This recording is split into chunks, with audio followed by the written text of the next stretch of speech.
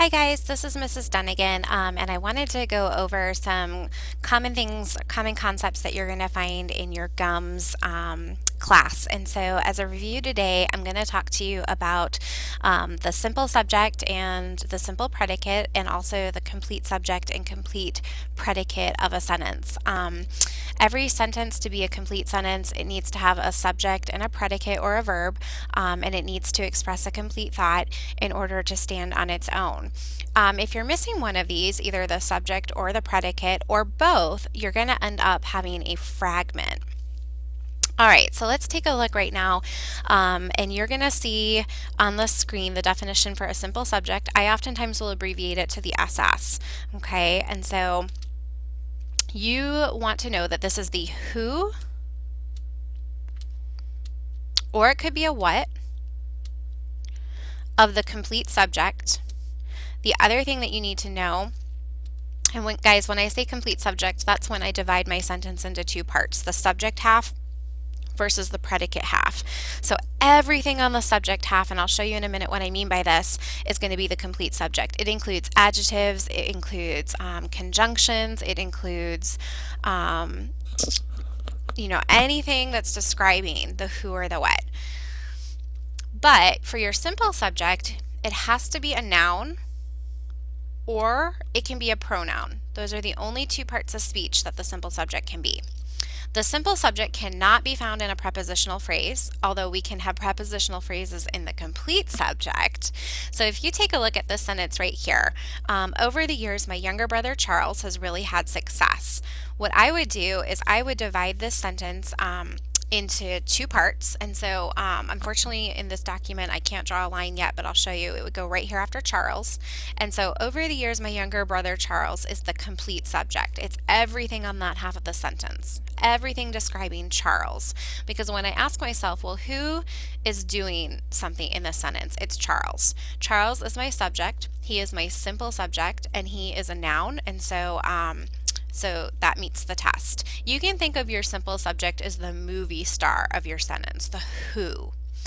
On the other side is something called the simple predicate. And I'm just going to change colors here.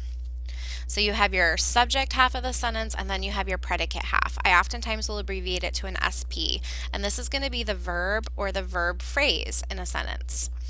Okay? The verb or verb phrase, which is the I'm going to tweak this a little bit. It's not going to be, let's see.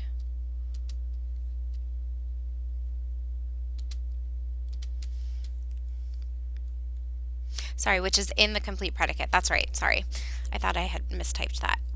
It cannot be in a prepositional phrase, and so when we take a look at this again, over the years, my younger brother Charles has really had successes. So if the vertical line is after Charles, what about Charles? He had. And you just have to double check that there isn't a helping verb, and in this case there is. So has had is my verb phrase, or my simple predicate. I'm not going to include really because it's telling me to what extent he had, and so that's actually going to be an adverb. Okay, if I did want to take the complete predicate, it would be has really had successes. All right, so let's take a look at this where we can do some practice. Okay, so in number one, my mother is calling me. I'm going to go ahead and draw my vertical line separating my subject from my predicate side of the sentence. And so my mother is going to be my complete subject. Is calling me is going to be my complete predicate. All right. Now, I wish that I had the ability to do this in two different colors, and unfortunately I don't. What I want you to see though, it's almost like Legos. I have two different building blocks. My mother, subject, that's one block. Is calling me is another block. That's the predicate side. All right. So what is my actual simple subject and then simple predicate? As a reminder, your simple, it's short, it's the noun or pronoun, and so that would be mother is my SS. My mother is the complete subject though. What is my mother doing? Calling. And I double check for helping verbs. I do have one with is. So is calling is going to be my SP or my simple predicate. Okay, if I asked you for the complete predicate, it would be is calling me. All right, and number 2, the dog and the cat are eating together.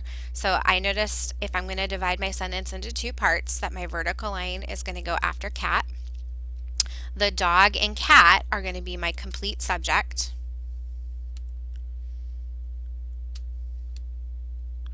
Okay, now out of that phrase or out of this highlighted area, what is the actual simple subject? And that is the who or what that's actually doing it. It must be a noun or pronoun, and that gives me dog would be one, and then we actually have another one, cat.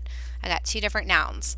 So I've got 2 SS's, and just so you know, when we have more than one simple subject like this, it's called a compound subject. All right, and then we also have are eating together. This half of my sentence is the complete predicate side, and when I ask myself, well, what are the dog and cat doing? They're eating. So are eating is going to be my simple predicate. Once again, if I asked you for the complete predicate, you would tell me, whoa, you would tell me are eating together. And it doesn't seem to want to erase. Kind of, where's that? There we go.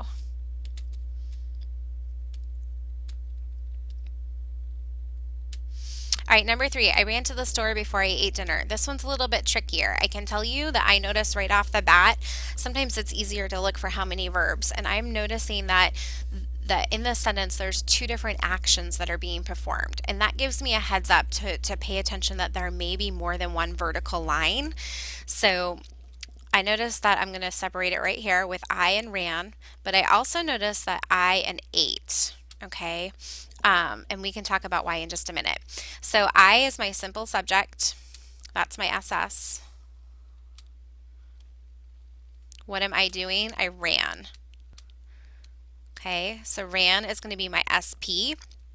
And from now on, I'm just going to do, so I don't have to keep writing the letters, my SS is going to be underlined once in the sentence. My SP, or simple predicate, I'm going to underline twice, and then that way you can see it. All right, and then we have another subject right here. So that is my SS, and then 8 is my SP.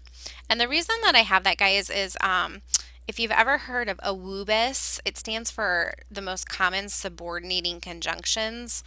Each letter of AWUBIS is a different subordinating conjunction, and I will do another video on those. Sorry about that.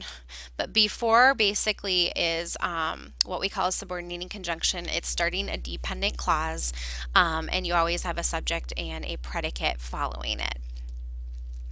All right, so then this is a complex sentence versus the first 2 were only simple sentences, and therefore simple sentences only have one vertical split between the subject and the predicate. And complex, there's going to be more than one.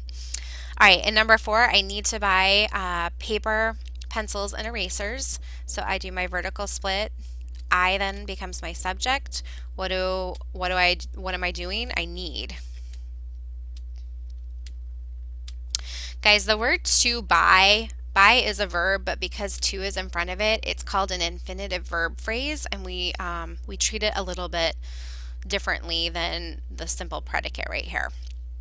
In number 5, the boy and girl are going to the game. I'm going to go ahead.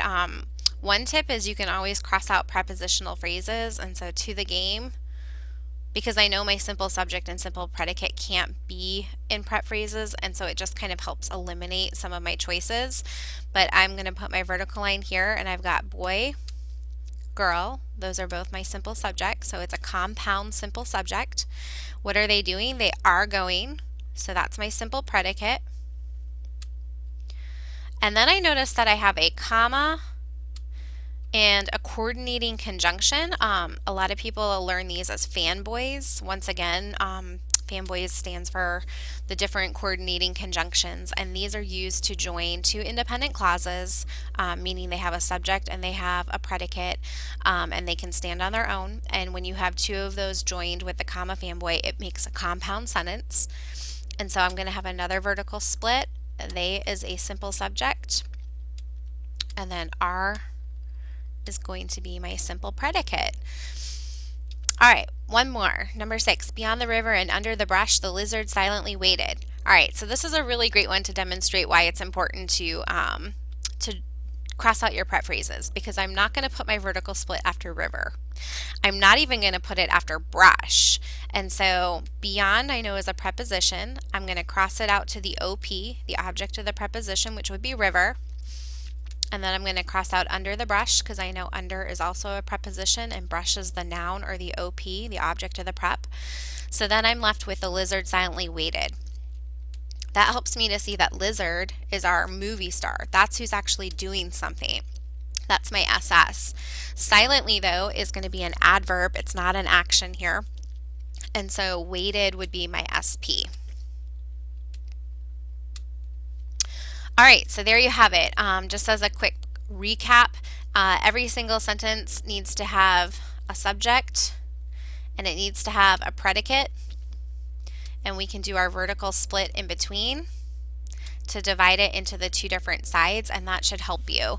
If you have any other questions, let me know. Thanks so much, and I hope that this has helped you to get a better understanding on the simple subject and simple predicate of sentences.